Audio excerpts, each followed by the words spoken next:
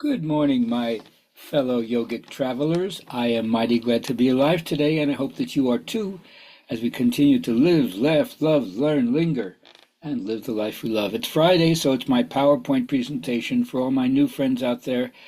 I used to do one of these every class from 1985 to 2018. Come online if you want to see more of these, but I'll try to make it short and sweet. And this is called Good Judgment. Comes from bad judgment. Yeah. So the first thing is the sacred canopy has collapsed. The mythological and spiritual traditions that used to give meaning and direction, purpose to our life, they've all collapsed. We're at the terminal moraine of all the old mythologies. Something new has to happen. The destruction of the old ways is clear. We can borrow from them, but we can't go back to that. We got to move forward. So how do we do it? Well, we start off with good judgment comes from experience, and experience comes from bad judgment.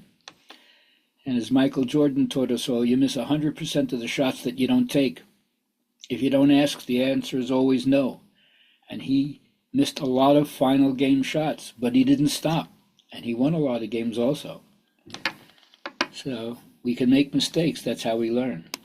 And the first thing we have to do is we have to understand that we need some gross external body work, body and fender repair. We all come in damaged goods, carrying a lot of burdens. So we got to work on some of that because it holds us back. It slows us down. It makes us think less of ourselves. And then somehow we don't appreciate all the things that we do have. So the first thing that happens is discover where your heart is, your Ishta Devata. What is the beauty? What is the allure? What is the charm? What is the seduction that's working to move you towards it so you can surrender completely with love and make your life an aesthetic one? So have you found the deity of your heart, the Ishta Devata? That happens as soon as you start to heal. Then you realize that you're going to be motivated by this. It's going to draw you on. It's your muse. Now, what we learn is that it's a different form of your guru, the dispeller of the light, of the darkness. Guru, the dispeller of the darkness. And they embody for you and internalize a certain voice, the voice of the spirit. And that's what you want to surrender to. Then you realize that you're in competition with your guru or your teacher. Not like a tennis match where you're on the other side and you need someone as an adversary to play against and hopefully bring out the best of you in the competitive spirit. Is that you're facing in the same direction, worshiping the same deity. The mentor creates a field of visibility to see this is what it's like when you're completely immersed in it, or when you're much further along the road, and it inspires you to want to do that. I want to be like Mike, we used to say. And the first thing they tell you is get your ethical life straight. The Buddha was a master of putting the reptilian brain on a leash. So there's no kind of knee-jerk reflexes unconsciously. Right? You have that serpent power under your control, and then eventually becomes a covering for you. You sit in front of it, and it's protective all around you, like here, an Ananta, the cosmic serpent. And when you do that, you realize that you have to penetrate through a mistake. Some people think that Buddhist practice is dissolves the self. They don't understand that there is no self to be dissolved. There's only the notion of the self to be transcended.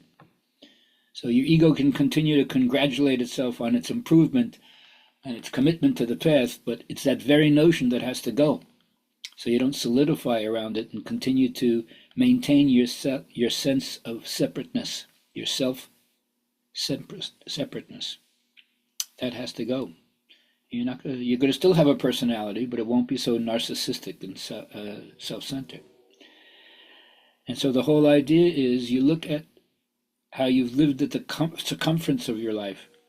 And now you realize everything about your life is to find the center, or to stay in the center, or to get back to the center if you get knocked out of the center.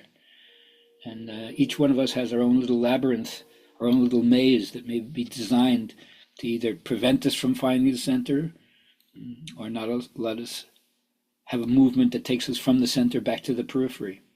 So we all have this battle between the core and the periphery, the center and the circumference of the circle of our life.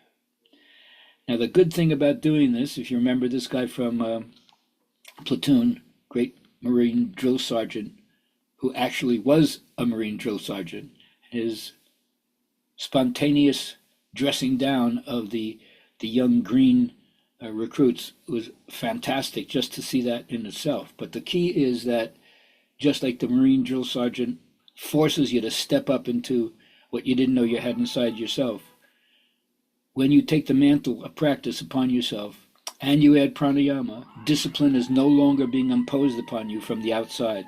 It's flowing from within. No one has to tell you or motivate you to get up and do your thing. And whatever your thing is, as it says in the Gita, chapter 13, better to do your own dharma poorly than another dharma well. And do it as a sacrifice to your understanding of spirit, however humble it is. If it's the one that you fit into, do that, and don't envy or try to put on somebody else's life. It doesn't work. And then always remember my teaching that I learned early in hospice. You can't cure everything, but you can heal. And you learn what's the difference between healing and curing. In the best case scenario, you'd be cured of any kind of disease or symptom that you're having, and you'd be healed along the way.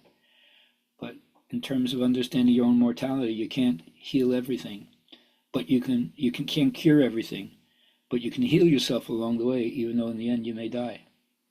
So each one of us has different healing powers, healing virtues, healing gifts to bring to the world. What's yours?